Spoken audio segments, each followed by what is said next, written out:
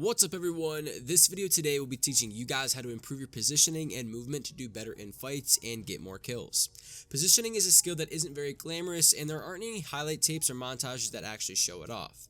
We'll be discussing the key components that come along with good positioning, and we'll be also talking about what good movement is versus what bad movement is, and how practicing these different movement techniques can also make you a faster and more skilled player. Before we get started with the video, I want you guys to comment down below and tell me what you struggle with the most in Fortnite. And as always, if you did learn something from today's video, do drop a like for me. Without any more hesitation, ladies and gentlemen, let's jump right into it. The gameplay you guys are seeing in the background is a 17 kill duo win that shows off just how important positioning actually is. What a lot of people think good positioning means is having high ground. Now, my definition of good positioning would be the angle and or place that gives you the most advantages over your enemies and the most amount of disadvantages your opponent has. A few times in this gameplay, you'll notice that me and Carbon actually execute pinch plays on our opponents about 3 or 4 times. Essentially, what the pinch play does is it utilizes positioning to eliminate both of our opponents nearly at the same time. We position each other on the either side of our enemies and come at them from 2 different angles. This makes it so that escaping this play and getting any shots off on us would be pretty difficult for our opponents. Season 9 actually tests a lot of players' skill to be positioned in the best spots. For example, a lot of you guys are probably still taking on 50-50 fights, which are essentially close range fights with little to no cover at all. I want you guys to start taking fights on from a medium distance, and even when you push, try to distance yourself from your opponent to avoid critical shots that take away your shield and health at the same time. With the addition of the combat shotgun, you can kill your opponents if they're weak enough with just one shot from a medium distance away. If you guys watch closely, you can actually see how far I am from a lot of my opponents, and I almost always come from an angle that they don't expect me to be at. Let's move into non-combative positioning. What I mean by this is rotations and being in the right place at the right time in case 2 or more teams or players come from the either side of you.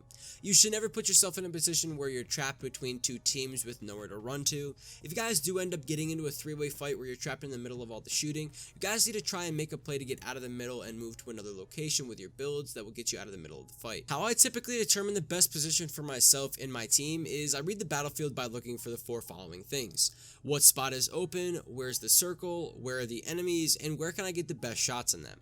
Bad positioning is typically when you ignore these 4 steps and take a fight head on. Not only are you giving yourself a disadvantage by rushing a fight looking for a kill, but you're giving your enemy an open shot on you and you'll be really easy to kill after they take damage off you. Now that we've gone over the 4 things to look for, positioning do's and don'ts, and angles that will give you an advantage over your enemy, let's go ahead and jump right into improving your movement.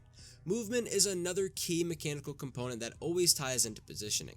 Movement is essentially how you move your character when you're in a fight and how fast you can move from point A to point B at any given time.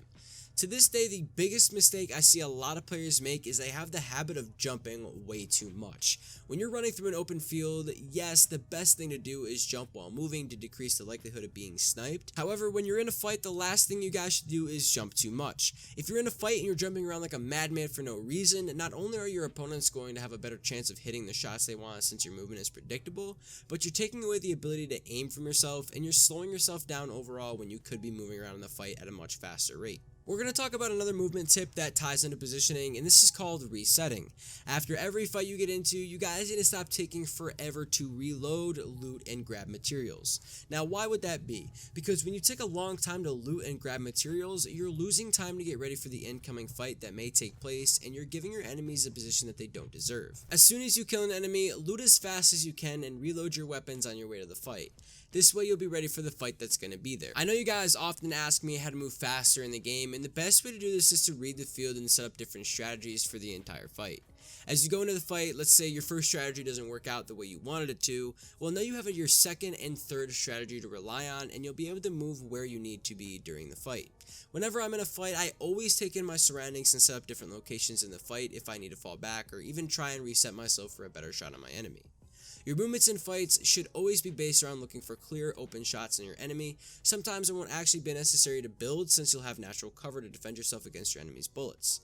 But always be looking for shots while covered. Positioning and movement can actually increase the amount of kills you guys get per game.